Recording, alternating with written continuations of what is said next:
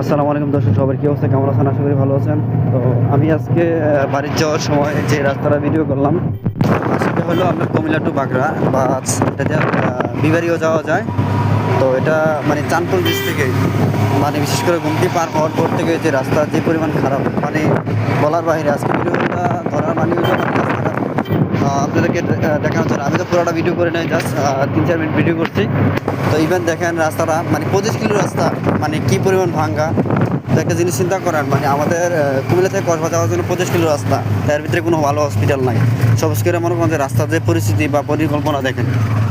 মূলত কথা হলো আপনার মানে আমাদের নয়নপুর বা ভাগড়া বা কসবাতে ভালো করে হসপিটাল লাগে, যাইতে হবে বাউন্ডারি, তা না হলে কুমিল্লা।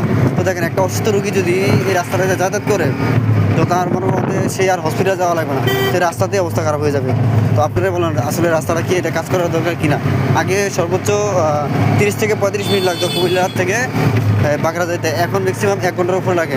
তাছাড়া আর কষ্ট, মানে গাড়িতে যাতায়াত করাটা খুবই কষ্ট বলার বাইরে। আমাদের মতন সুস্থ সবল লোকে যাইতে অনেক কষ্ট হয়ে যায়। আর যারা অসুস্থ থাকে বা অসুস্থ রোগী টুগী নিয়ে যায় তাদের কী অবস্থা হবে। তো বিশেষ করে রাস্তাটা করা, ভিডিওটা করা মানে হলো তো আপনাদেরকে দর্শকরা আমি দেখানোর জন্য রাস্তাটা। তো আসলে আপনারা বলেন যে কল্প ছেলে কী করার কথা, মানে এটা হলো আপনার কুমিল্লা থেকে বাগড়া যাওয়ার সময় প্লাস রামগঞ্জে যাওয়া যায় এখান দিয়ে। তো এই রাস্তাটা আপনার খুবই খারাপ, মানে আমি তো পুরো রাস্তা ভিডিও করি নাই, সরকারি ভিডিও করার জন্য আপনাদেরকে বলছি।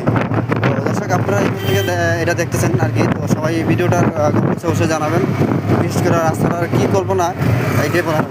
আমি আর বলার কোনো ভাষা নাই। তারপরে আপনারা এই ভিডিওটা একটু বেশি বেশি করে শেয়ার করবেন এবং বেশি করে সাপোর্ট করবেন। বিশেষ করে যারা এই রোডে গাড়ি চালায় তাদেরকেও মনে হয় যে অনেক কষ্ট হয়ে যায়, বারে ক্লাস বা ব্রেক চাপতে হয়। তাদেরও মনে হয় যে চালায় গাড়িটা মানে খুবই কমফিডেন্ট মনে হচ্ছে। তো আপনারা বেশি করে ভিডিওটা লাইক আর শেয়ার করবেন, সবাইকে দেখার সুযোগ করে দেবেন। আসসালামু আলাইকুম। আজকে রিমন কুমিল্লা প্রিন্স রিমন।